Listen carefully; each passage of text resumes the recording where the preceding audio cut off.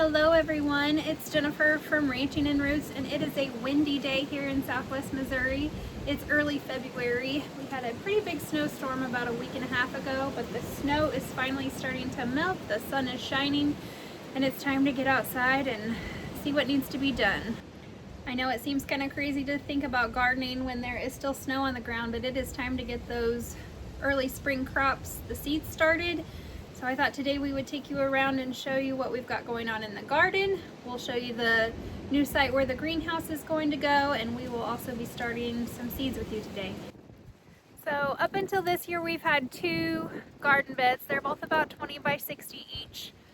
This one we got covered in a cover crop for the winter. This is some winter rye. The far one over there, we did not get that done in time, and the chickens ate a lot of our seeds, so it did not really come up very well. So that one is not covering cover crop this year, but we will till this cover crop under this rye, and it will add some good organic matter to the soil. We also got some mushroom compost and added to mostly this bed. We did put a little on that bed, but before we put this rye in this year, so that'll add some nice organic matter and make nice fluffy soil for the garden this year too. In addition to these two gardens, we also have 3 of these wooden raised beds around the garden. 2 of them are still in pretty good shape. One of them's in disrepair, and we really need to just tear that one out. We grow asparagus and strawberries in these. Last year, well, really 2 years ago when I was pregnant, the weeds really took over these, and I just could not keep up with it last year. So you can see all the weed stuff that we still need to clean out of there. We are hoping with the gardens this year to do some more intensive planting so we can really cram as much as we can and do a much better job with our watering system this year. So I'll take you over here. You can see some of our mess that we've got going on. These are our fruit trees. I'm not gonna lie, they have not done fantastic. Not really sure what we're doing wrong. We have gotten 1 crop out of these cherry trees, and that was 2 years ago. We get a few pears. We did have some plums, but lightning and a storm took those out. So in addition to our garden, we have these buckets that we have lined up right here in front of the chicken coop. I usually grow herbs and things in those. Potatoes grow really nicely in those. Again, end of summer I was kind of done with the garden, so the weeds have definitely taken over. I don't know if you can see it from here or not. We'll walk over there in just a minute, but over here is where our greenhouse is going to go. It has been so dry here in southwest Missouri. We really haven't got any significant rain since last summer. So it is too dry right now to drive posts in the ground. So we're thinking maybe for this year, at least for this spring, we're just gonna add some compost to that and use it as an additional garden. You can see that we're gonna have to make the yard fence bigger to encompass that, to keep the cows out of it. So we'll walk out there and I'll show you better. So this is where the greenhouse is going to go. We just recently, we mentioned last time, did the equip program and got some water lines put in. So we have some new hydrants over here. Those will be really nice. And this fence here, that is where the chicken run used to be. So we'll have to tear all that out, and we'll take you along for that and tear this fence out. And then we are going to make the yard significantly bigger. But this bed right here, we think this year, or at least for the spring, we will probably add some compost and just plant in ground. And then next year or later in the fall, hopefully we will have the greenhouse put up and we can extend our season maybe this fall. You can see the pond back there still has ice on it. I wouldn't skate on it, it's not froze solid now, but that's where it's gonna go. This north bed here that we didn't get covered in the cover crop, every year whenever I clean out the chicken coop in the spring and in the fall, I always put those pine shavings and manure on that garden. Either one of them I switch back and forth. So between that and a little bit of the mushroom compost, we have amended that bed, and it is tilled, and we'll just have to till it again come planting time, but it should be ready to go fairly easily. Hey folks, it's been a couple days since I started recording this video, but it is still gorgeous here in southwest Missouri. It is in the 70s today. A little windy, but not too bad. But we have really been working outside, getting a lot of things done, which we'll show you in a later video. But today we did some burning. We got this fence row all cleaned out, And now it's nap time, so I have a few minutes. And we are going to go check on our onion seeds that I started a few weeks ago, as well as we're going to get our kale started today. So let's go see how the onions are doing. I don't know how well you'll be able to see this because those grow lights kind of play with the camera. But these are the onions we started a couple weeks ago. They're looking fantastic. My daughter helped seed this one, so we're probably going to take this one outside today and thin it down a little bit. There's a few more than one onion in every hole there, so we're just going to go through and we are going to try to thin these down to just one per cell. All we're going to do is just pull out the extras. Try to pick the best ones to leave. And try to be careful not to pull out too many.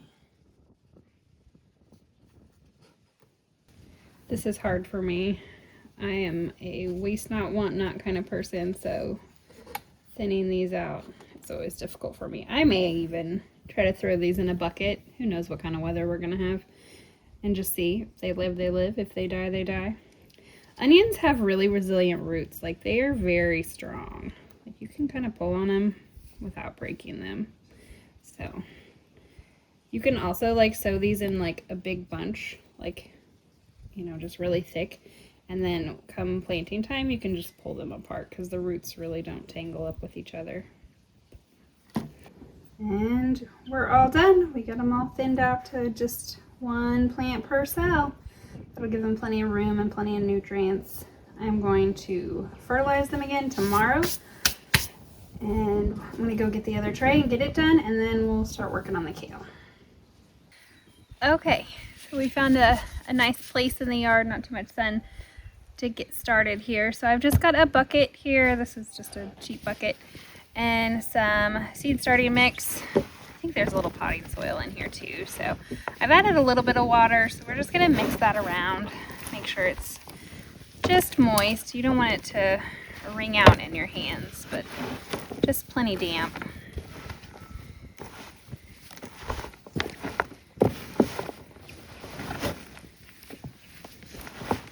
I love this time of year. I know it's gonna get cold again, but it just feels like hope that winter's almost over. Winter's nice. God gives it to us so we have a time of rest. But I'm really excited for spring too. I always love getting my hands in the soil and growing things, being outside. All right, that's pretty well moistened.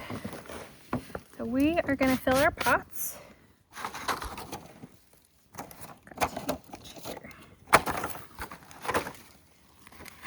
You can buy these at Walmart, wherever you buy anything. So I'd like to do it in this bucket so I don't have to be as careful with it, and I like to do it outside because this is kind of messy.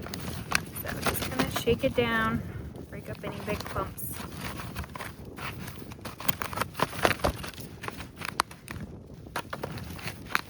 Make sure we got plenty. We're using Johnny's seeds this year. This is red Russian and Siberian kale. Never really grown much kale, but we're gonna give it a go this year. Okay, so we're gonna put about 2 seeds per hole. And when we're all finished, I mixed up some really, really diluted fish emulsion. That stuff stinks, but it's fantastic. It's rich in nitrogen and it'll really help them get growing good. I put maybe a tablespoon of fish emulsion in a 1/2 gallon sprayer. If you guys have any good recipes for kale, put them in the comments for me. Okay, so we're just gonna fill those up. Push them down. Make sure there's good soil contact with the seed. I love these little hand sprayers. They're so handy for everything. So we're gonna just lightly spray them with the fish emulsion solution. I'll put a lid on it to keep it nice and moist. Close that up for now.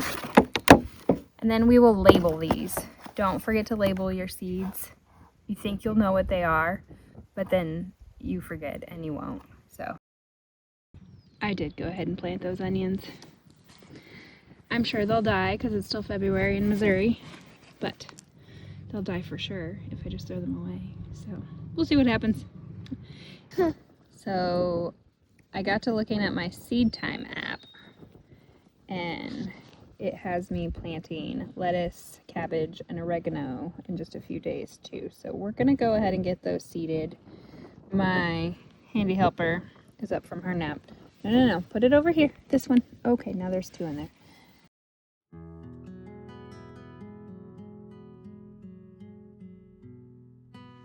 One, just get one. Get one. Do you have one? Uh-oh, where did it go? Oh, I see it. Okay.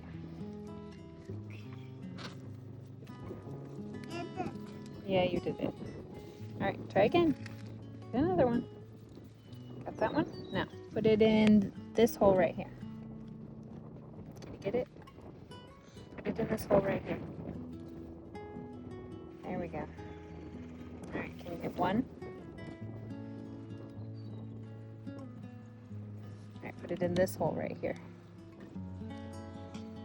There you go. Just one. We'll get there sometime today. Don't touch her.